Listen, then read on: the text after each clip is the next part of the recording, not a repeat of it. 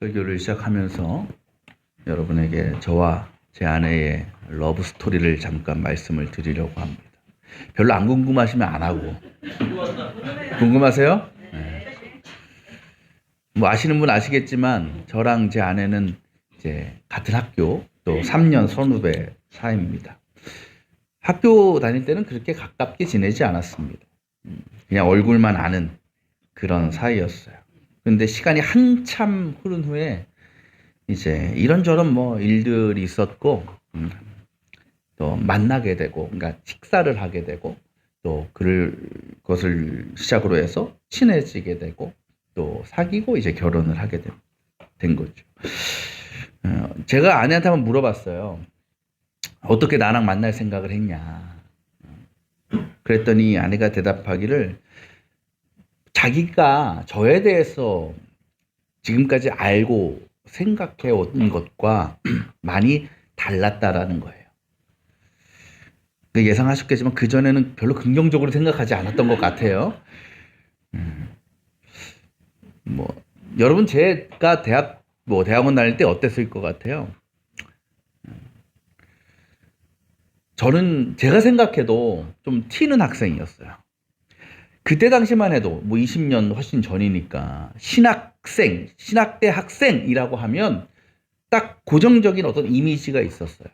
누가 봐도 교회 다니는 청년, 또 누가 봐도 목사님 자녀 같은 그런 모습이 겉으로만 봐도 그냥 흘러나오는 그런 신학생들의 어떤 모습이 있었다라는 거죠. 단정하고, 그죠? 반듯하고. 근데 저는 학교에서 염색을 했어요. 브릿지라고 하죠, 브릿지. 조금씩 물 들이는 거. 전교생이 저밖에 없습니다. 머리에 물 들인 애가. 그리고 옷도 그냥 자유롭게 이렇게 입었어요. 그리고 저는 꼭 여자애들하고 친했어요. 여자애들 한 세네 명하고 저하고 해가지고, 그래서 막 창자라고 불렸거든요. 창자. 이해가 안 되세요? 차문이잖아요. 여자 이름에서 창자라고 이렇게 불렀다고요. 내장 이게 아니고. 그러니까 여자애들하고 맨날 놀러 다니고 밥 먹고 차 마시고 막 그랬어요. 저희는 학교가 좁아요. 전교생이 200명밖에 안 됐어요. 한 학년에. 그러니까 다 알아요. 누가 누군지 대충 안단 말이에요. 그러니까 그런 모습을 이제 본 거죠, 제 아내가. 그러니까 어떻게 보면 신학생 이와는 어울리지 않은 목사의 자녀라고는 전혀 생각할 수 없는 그런 모습으로 이제 다녔어요. 그러니까 제 아내가 볼 때는 저는 뭐처럼 보였겠어요? 세 글자. 날라리. 양아치 누구야? 양아치. 양아치는 아니고 날라리, 그죠? 날라리. 날라리처럼 보인 거예요. 그죠? 근데 제가 대학원을 다닐 때 저랑 굉장히 가깝게 지냈던 후배가 있는데, 여자 후배가 있는데, 또 여자 후배입니다. 근데 그 후배가 제 아내랑 굉장히 친한 친구였어요. 학부 때부터. 그러니까 어떻게 하다가 셋이 이렇게 뭐 이렇게 해가지고 우리 셋이 밥 한번 먹자 하고서 만나게 된 거예요. 졸업하고 한 8, 9년이 지난 후에. 그러니까 8년, 9년 만에 본 거예요. 그 식사 자리에 이제 만나서 이런저런 얘기를 합니다. 근데 그때 제가 그 다른 후배가 이런 얘기를 저에 대한 얘기를 하는 거예요. 그러면서 이 오빠가 굉장히 성실하다. 참 부지런하다. 이런 얘기를 해준 거예요.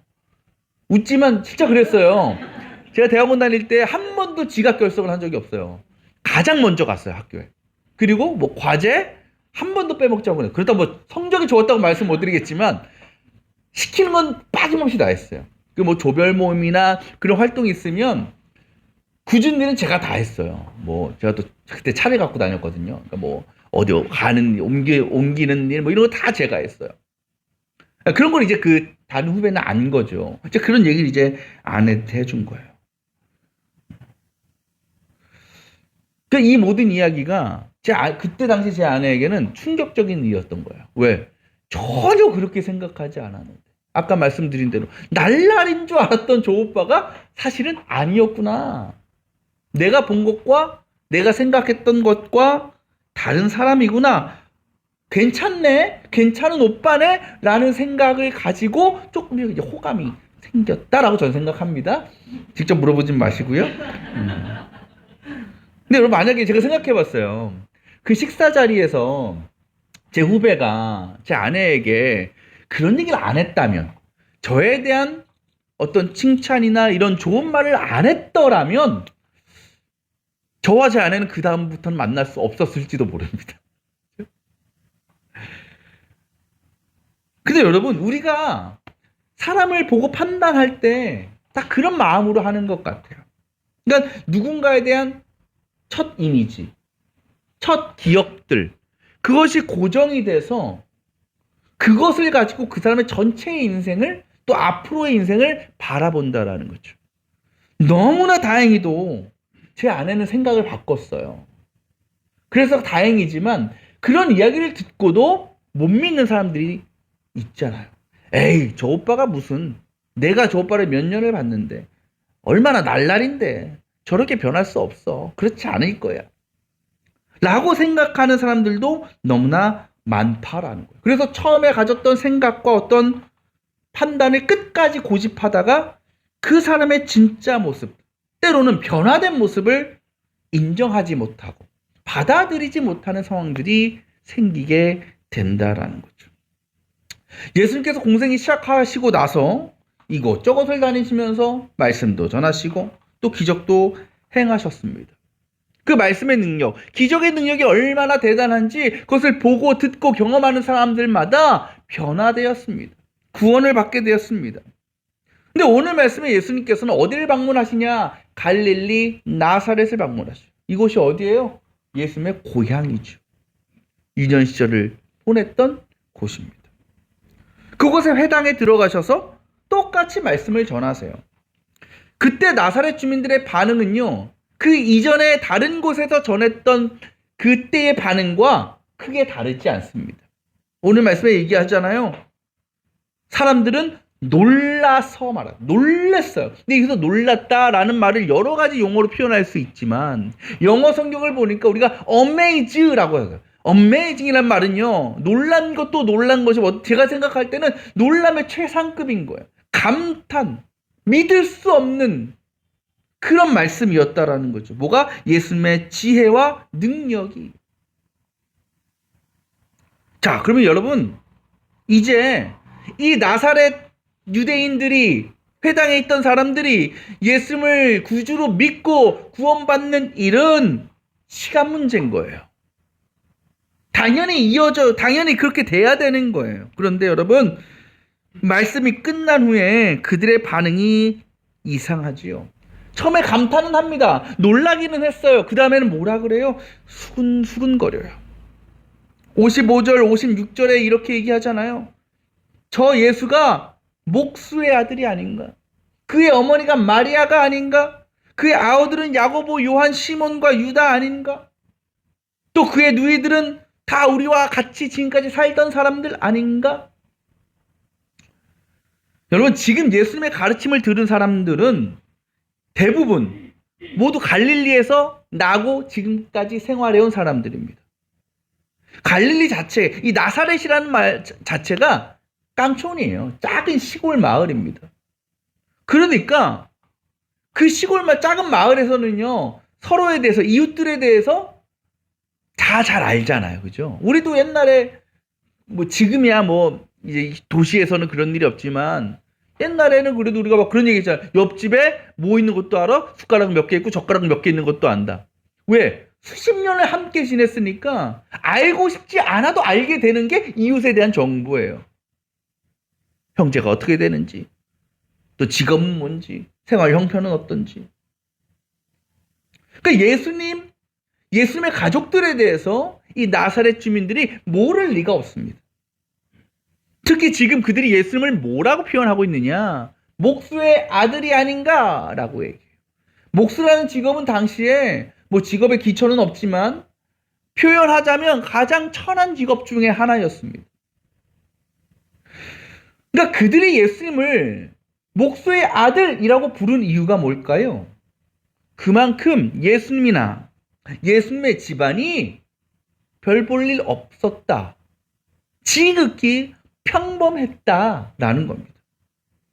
그런데 그런 목수의 아들인 저 예수라는 청년이 집을 떠난 지 몇 개월밖에 안 된 사이에 자신들 앞에서 하나님의 말씀을 가르쳐요. 그것도 이전에 들어본 적이 없는 엄청난 지혜와 능력을 가지고 가르치고 있는 거예요. 그들이 생각할 때요, 이러한 가르침은 저 사람이 하나님이 보내신 사람이 아니면, 더 나아가서 하나님의 아들이 아니면 도저히 가르칠 수 없는 수준이었어요. 만약 여러분이 갈릴리 주민이라면, 그래서 예수님의 그 능력의 말씀을 들었다면 여러분은 어떻게 반응하시겠습니까? 물론 100번 양보해서 저 예수가 하나님의 아들이구나, 메시아라구나 라고 생각하지는 못할지라도, 그래도 그렇게 놀랍게 변화된 존재로 돌아온 예수님에 대해서 칭찬해주고 높여주지 않겠어요? 그런데 이들은 그렇지 않았어요. 오히려 예수님을 의심하고 부인합니다. 왜 그럴까요? 말씀드린 대로 예수님은 목수의 아들이었기 때문입니다.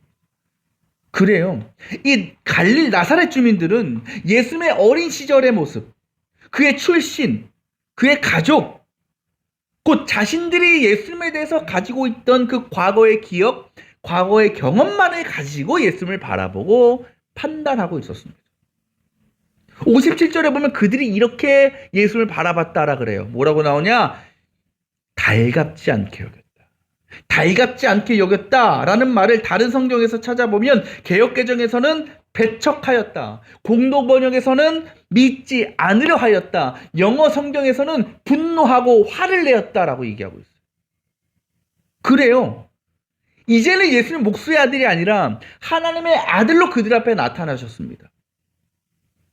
그런데 그런 예수님은 높임과 영광이 아니라 오히려 분노와 불신과 배척이 되어 계신 겁니다. 그들의 수군거림을 들으신 예수님께서 이렇게 얘기하시죠. 57절입니다. 예언자는 자기 고향과 자기 집 밖에서는 존경을 받지 않는 법이 없다. 좀 꼰 말씀 같은 이거 예언자는 자기 고향과 집 밖에서는 존경을 받지 못한다. 이걸 반대로 얘기하면 뭐겠어요? 예언자는 자기 고향과 집 안에서는 존경을 받지 않는다. 존경을 받지 못한다라는 거죠. 여러분, 상식적인 얘기가 아니잖아요. 생각해 보세요. 여러분의 이웃이 누군가가 잠시 집을 떠났다가 이렇게 엄청난 능력을 가지고 왔어요. 무슨 예언자 위대한 인물로 고향에 돌아왔어요. 그러면 플래카드 걸릴 일 아니에요? 요새도 뭐 시골 가면 그런 거 있잖아요. 뭐 대학교 합격하고 뭐 하면, 그죠? 확 두 팔 불고 환영해야 되는 일 아니에요? 그런데 나사렛 주민들은 그렇지 않았어요. 근데 여러분, 예수님이요, 나사렛 말고 다른 여러 지역을 방문하셨을 때는 어땠어요? 많은 사람들이 예수님을 높였고 영광 돌렸고 환영했어요. 그래서 그 지역의 주민들마다 변화되고 구원받는 역사가 나타났습니다. 정작 어디만, 나사렛만 그렇지 않았어요. 왜 그랬다고요? 당시 나사렛 말고 예수님이 방문하셨던 수많은 지역에는요, 사람들은요, 예수님에 대한 사전 정보가 있었을까요? 없었을까요? 거의 없었어요. 왜? 예수님의 사역 초기였기 때문에. 그러니까 예수님이 어디 출신인지, 집안이 어땠는지, 그의 가족관계가 어떤지, 그 이외의 지역의 사람들은 전혀 알 길이 없습니다. 그러다 보니까 예수님께서 말씀하시고 가르치실 때에 그것을 있는 그대로 받아들이는 거예요. 그것을 믿지 않을 만한 어떤 걸림돌이 그들에게는 없었던 겁니다. 하지만 나사렛 주민들은 달랐죠. 왜? 그들에게는 이미 예수님에 대한 과거의 기억들이, 판단들이, 곧 편견이 자리 잡고 있었기 때문에. 그래서 똑같이 놀라운 말씀을 듣고 기적을 경험했지만 그 예수님에 대한 기억과 어떤 편견과 판단이 그들이 믿음으로 나아가는 길을, 예수님을 하나님의 아들로 인정하는 그 길을 가로막았다라는 겁니다. 그것이 어떻게 보면 예수님께서 가장 환영받고 가장 높임받아야 될 자신의 고향에서 오히려 가장 천대받고 업신여김을 당하시게 된 이유라는 거죠. 근데 여러분, 오늘 말씀에 예수님께서 당하신 이러한 굴욕과 핍박이 우리 그리스도인들에게, 저와 여러분에게도 얼마든지 일어날 수 있는 일입니다. 어찌 보면 이거는 우리가 이 땅에 그리스도인으로 살아가는 숙명과도 같은 것입니다. 왜? 우리가 하나님의 자녀로 그리스도인으로서 살아가는 삶의 방식과 모습은 이 세상과는 전혀 다르기 때문이죠. 여러분도 다 주님 몰랐던 때가 있잖아요. 믿지 않았을 때가 있잖아요. 뭐 모태신앙도 있었겠지만 모태신앙이라고 바로 태어나자마자 예수님을 인격적으로 만납니까? 그렇지 못해요. 그 이전의 삶들이 분명히 있다는 거죠. 그때까지 우리는 세상의 방식을 따라 살았어요. 세상의 기준을 따라 살았습니다. 그저 인간적인 욕심과 만족을 채우는 일만이 유일한 삶의 목적이었습니다. 그랬던 우리가 하나님의 주님을 영접하고 하나님의 자녀로 거듭난 이후 그 삶의 방식이 완전히 달라졌다라는 거죠. 이제는 세상이 아니라 하나님의 말씀과 뜻을 따르게 되었고 내 자신이 아니라 하나님의 기쁨과 영광을 위해 살아가는 존재가 되었습니다. 지금 이 시간에 하나님 앞에 나와서 예배하고 있는 이 모습이 그 증거가 아니겠습니까? 근데 때로요, 이 세상과 사람들이 그런 우리를 인정해주지 않을 때가 있어요. 그래서 우리가 때로는 사람들에게 공격과 배척의 대상이 될 때도 있습니다. 그건 어찌 보면 당연한 거예요. 왜? 아까 말씀드린 대로 우리의 삶의 방식은 세상과 다르기 때문에 인간의 본성이 뭡니까? 다름을 배척해요. 다름을 인정하지 않아요. 그래요. 이 세상은 어때요? 세상의 삶의 대표적인 모습이 뭡니까? 편안한 걸 추구해요. 자유로움을 추구해요. 그러나 우리가 살아가는 방식은 정반대입니다. 불편합니다. 껄끄럽습니다. 희생하고 포기하고 내 것을 나누어 주고 섬기는 일이 세상의 기준으로 볼 때는 너무나 불편합니다. 너무나 이해가 안 되는 거예요. 그래서 그런 우리를 이해하지 못하니까 조롱하는 거예요. 손가락질하는 겁니다. 그런 세상의 반응 앞에 우리는 또 어떻게 반응해야 되는가? 저희 가족이 네 식구잖아요. 제가 저희는 잘하는 사람이 하자라는 주의여서 제가 이제 식사를 다 준비합니다. 아이들 식사도 그렇고 저 식사도 그렇고. 근데 식사를 이제 준비하면 저희는 외식을 거의 안 해요. 배달도 일주일에 한 번 정도 시켜 먹을까 말까 주말에. 대부분 제가 음식을 만들고 합니다. 그런데 여러분 편한 것만 생각하면 뭐가 더 편해요? 당연히 배달시키는 게 편하죠. 나가 먹는 게 훨씬 쉽죠. 하나하나 반찬 만들고 끓이고 지지고 볶고 이것만큼 귀찮은 거 없어요, 여러분. 근데 여러분 우리의 건강을 위해서 몸을 위해서 뭐가 더 옳은 일이고 좋은 일이겠어요? 당연히 직접 음식을 만드는 것일 겁니다.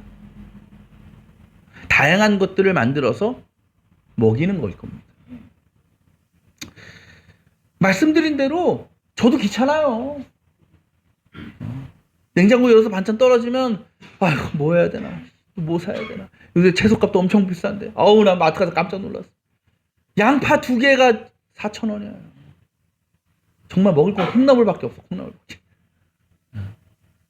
저 마음 같아서는 그냥 라면에 대충 끓여 먹고 어디냐 햄버거나 사서 먹고 싶은 마음이 저라도 없겠습니까? 그런데 그래도 꾸역꾸역 사가지고 만들고 먹여요. 이유는 하나예요. 그게 저에게, 저의 가족들에게 더 좋은 일이기 때문에, 더 유익한 일이기 때문이죠. 그 일을 위해서 번거로움을, 수고로움을 기꺼이 감당하는 겁니다. 우리가 이 세상의 방식들이 그래요. 우리가 옳다라고 생각하는 것, 바르다고 생각하는 것, 진리라고 믿는 거는요, 그 과정이 불편해요. 번거로워요. 반대로 옳지 않은 일, 악한 일은요, 이것만큼 쉬운 게 없어요. 이것만큼 편안한 게 없어요. 그래서 우리가 그렇게 죄를 짓고 사는 거 아니에요? 왜? 죄 짓는 게 편하거든요. 죄 짓는 거는 아주 쉽거든요. 그게 어떻게 보면 우리가 이 세상을 믿음으로 살아가는 게 참 어렵다라고 할 수 있는 겁니다. 세상은 자꾸 우리에게 쉬운 길로 가라 그래요. 편한 길로 가라 그래요. 그러나 하나님은 늘 좁은 길을 가라 그러고 어려운 길 가야 된다고 그러고 불편한 길을 가라 그래요. 그런 하나님의 말씀 앞에서 그 세상의 시험과 유혹을 견뎌내는 것이 쉽지가 않습니다. 때문에 우리가 정말 믿음으로 살아가려면 그 삶은 불편할 수밖에 없고 껄끄러울 수밖에 없고 부담스러운 일이 될 수밖에 없습니다. 여러분께 묻습니다. 여러분의 지금 살아가고 있는 그 신앙의 삶이 그 신앙의 삶 가운데 이와 같은 불편함과 거리낌과 또 걸리는 것이 있습니까? 주님 말씀대로 믿음으로 사는 것이 고난으로 느껴지십니까? 혹 전혀 문제 없어. 나는 전혀 번거로움을 느끼지 못해라고 여러분 생각하고 있지 않습니까? 그렇다면요, 그 둘 중에 하나입니다. 하나는 늘 성령으로 충만해요. 그래서 어떤 일을 만나도 늘 기쁨이 넘쳐요. 감사해요. 그게 아니면 여전히 우리가 예수님을 믿기 전의 모습, 거듭나기 이전의 모습, 세상의 방식과 기준을 따라 살아가고 있는 그런 우리의 모습일 수 있다라는 거죠. 여러분, 우리가 진짜 믿음으로 거듭났다면, 하나님의 자녀가 됐다면 당연히 삶의 변화가 뒤따라와야 됩니다. 그것 때문에 우리가 세상 사람들에게, 특히 우리의 과거를 알고 있는 사람들로부터 배척당할 수 있어요. 비난받을 수 있습니다.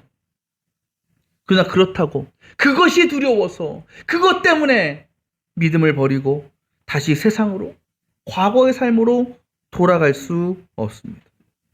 우리는 끝까지 그 사람들에게 이 세상을 향하여 믿음의 삶을, 진리를 따르는 삶을, 또 그로 인한 변화된 모습을 보여줄 수 있어야 됩니다.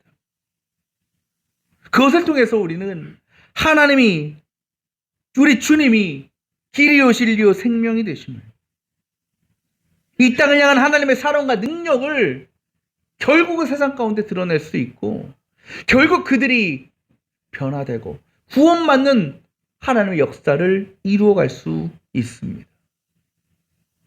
사랑하는 여러분, 거리에, 도로에 수많은 교통 신호들이 있습니다. 법규들이 있습니다.